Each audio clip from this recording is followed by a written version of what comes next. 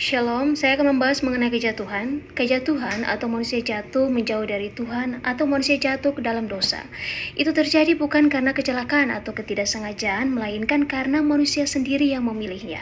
Manusia memilih untuk meninggalkan Allah. Sebelumnya, sesuai dengan Kejadian 1 dan 2, kita harus ingat bahwa manusia diciptakan sesuai gambar rupa Allah. Dan manusia diberikan mandat oleh Allah dengan dua tugas, yaitu penuhi dan kuasai bumi. Untuk menjalankan tugas pertama kuasai bumi, maka manusia harus menikah dan beranak cucu, lalu tersebar.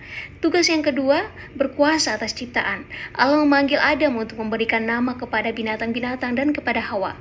Tuhan memberikan taman yang belum selesai pekerjaannya kepada manusia, maksudnya agar manusia yang melanjutkan pekerjaan Allah dengan merawat dan memelihara taman beserta isinya. Ini adalah contoh tugas manusia untuk menguasai bumi. Dalam Kejadian 3 ditulis bahwa ular adalah binatang paling cerdik dan dipakai setan untuk untuk menipu Hawa, mencampurkan kebenaran dengan kebohongan, kebenaran bahwa mata mereka akan terbuka, akan tahu yang baik dan jahat jika memakan buah yang dilarang oleh Tuhan, kebohongan bahwa mereka akan mati. Hawa percaya dan tertarik untuk memakan buah tersebut. Setelah Hawa makan, diberikan kepada suaminya Adam. Adam pun ikut memakan buah tersebut, lalu mereka berdosa bersama-sama. Sesuatu terjadi, mereka melawan Allah dengan tidak patuh kepada perintah Allah. Mata mereka terbuka, mereka jadi tahu apa yang tidak mereka tahu sebelumnya. Sebelum kejatuhan, manusia mempunyai hubungan yang langsung dengan Allah. Namun sekarang, mereka berusaha untuk sembunyi dari Allah. Efek dari kejatuhan, yang pertama, rusaknya relasi dengan Allah. Manusia mulai menjauh dari Allah. Yang kedua, rusaknya relasi dengan sesama. Manusia mulai melawan manusia, yaitu Adam menyalahkan Hawa atas kejatuhan. Yang ketiga, rusaknya relasi dengan ciptaan, yaitu manusia merusak hubungan dengan ciptaannya. Hawa mulai menyalahkan ular. Dari kejatuhan membuat manusia dihukum tepat pada tugas mereka sebagai gambar rupa Allah, yaitu yang pertama memenuhi bumi, beranak cucu. Dalam ayat yang ke-16, Allah menghukum dengan susah payah melahirkan anak, juga dalam relasi antara mereka berdua, yaitu berahi dan berkuasa. Ini akan mendatangkan rasa sakit. Yang kedua, berkuasa atas ciptaan. Dalam ayat yang ke-17-19, Allah menghukum dengan mengutuk tanah. Akibatnya, manusia akan susah payah mengelola dan hidup dari hasil tanah. Ini juga akan mendatangkan rasa sakit. Pekerjaan yang seharusnya mendatangkan sukacita bagi manusia sekarang menjadi hal yang menyakitkan karena berdosa melawan Allah. Dari kisah kejatuhan, kita memahami dan mengerti tentang kehidupan, yaitu relasi dengan Allah, dengan sesama, membesarkan anak, bekerja, mengelola bumi, dan dalam segala hal yang kita alami dan kita rasakan di bumi. Jika menyakitkan dalam mengerjakan itu adalah akibat dari kejatuhan. Shalom, apa kabar hari ini? Saya harap semua dalam keadaan sehat dan diberkati oleh Tuhan. Dalam kesempatan kali ini, saya akan membahas mengenai kejatuhan manusia. Manusia merupakan ciptaan yang paling mulia karena manusia diciptakan menurut gambar dan rupa Allah. Manusia diberi mandat oleh Allah untuk memenuhi bumi serta berkuasa atas ciptaannya. Namun, karena ketidaktaatan, manusia melanggar perintah Allah dengan memakan buah dari pohon yang dilarang Allah. Manusia jatuh ke dalam dosa dan kehilangan relasi dengan Allah. Allah membuat permusuhan dengan manusia, mengusir mereka dari Taman Eden.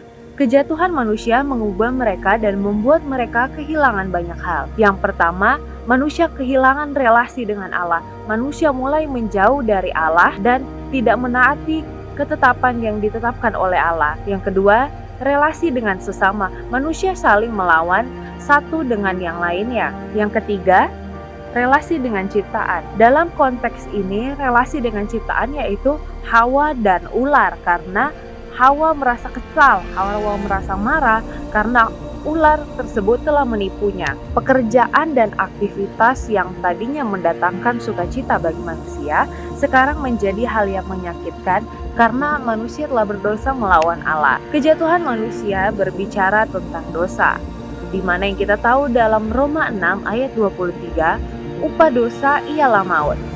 Maut di sini berarti kematian. Kematian apa aja sih? Yang pertama, kematian jasmani, kematian rohani, serta kematian kekal. Apa saja sih akibat dosa dalam kehidupan kita? Yang pertama, persekutuan hilang. Persekutuan hilang di sini dimaksud persekutuan Allah dengan manusia serta manusia dengan manusia. Yang kedua, kebenaran hilang. manusia tidak lagi memperkatakan kebenaran.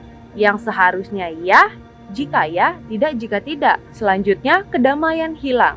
Kita tidak merasakan sukacita dan damai sejahtera. Itu semua merupakan akibat dari kejatuhan manusia. Selanjutnya, kehidupan hilang. Manusia menjadi mati secara fisik, dari debu kembali ke debu. Manusia diciptakan kekal karena telah jatuh ke dalam dosa. Dosa tersebut mengakibatkan manusia mati. Kematian adalah terpisahnya atau terputusnya relasi manusia dengan Allah. Dan yang terakhir, manusia kehilangan tempat tinggal. Mereka harus terpisah dari Allah dan menjalani kehidupan dengan cara yang berdosa, yang juga berarti pasti akan mati di sana juga. Manusia mati atas siksaan dari dosa tersebut. Namun, di tengah-tengah hukuman yang diberikan, kita masih bisa melihat dan merasakan kasih Allah kepada manusia. Allah memberikan harapan di tengah-tengah keputusasaan, menggenapi janji-janjinya, serta memberi keselamatan untuk manusia dan mengaruniakan anaknya untuk menebus setiap dosa manusia. Demikian penjelasan saya pada kesempatan kali ini. Tuhan Yesus memberkati.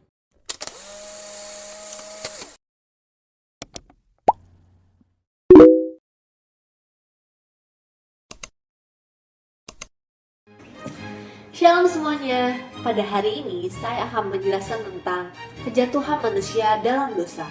Kisah ini bisa dibaca melalui Kejadian pasal ketiga. Kejatuhan di sini dimaksud dengan jatuh menjauh dari Tuhan. Pada mulanya, Allah memberikan mandat kepada Adam dan Hawa untuk memenuhi bumi dan berkuasa atas ciptaan di bumi, yaitu memberikan nama kepada hewan di Taman Eden. Dan mereka bisa memakan semua buah di Taman Eden kecuali buah pengetahuan yang baik dan yang jahat. Namun akibat ulah iblis yang berubah menjadi ular dan menghasut Hawa untuk memakan buah tersebut, akhirnya Hawa pun tergoda dan memakan buah tersebut. Setelah itu dia membagikan juga kepada Adam. Dari hal ini akhirnya mereka pun jatuh ke dalam dosa karena telah melanggar perintah Allah. Dari kejadian ini keduanya pun telah kehilangan banyak hal. Yang pertama adalah relasi dengan Allah, di mana mereka merasa malu dan bersalah dengan Allah. Yang kedua, relasi dengan sesama, di mana Adam dan Hawa saling menyalahkan. Yang ketiga, relasi dengan ciptaan, di mana Hawa menyalahkan ular karena telah menggodanya. Dengan kejadian ini, Allah menghukum Adam dan Hawa sesuai dengan tugas mereka. Allah menghukum Hawa dengan bersusah payah melahirkan, dan Allah menghukum Adam dengan bersusah payah untuk bekerja keras dan mengolah tanah. Jika dikaitkan dengan kehidupan, akibat dari dosa yang pertama adalah kehilangan persekutuan, di mana kita kehilangan persekutuan dengan sesama ataupun kehilangan persekutuan dengan Allah. Yang kedua, kehilangan kebenaran, yang seharusnya ya jika ya dan tidak jika tidak, menjadi terbalik. Ya jika tidak dan tidak jika iya.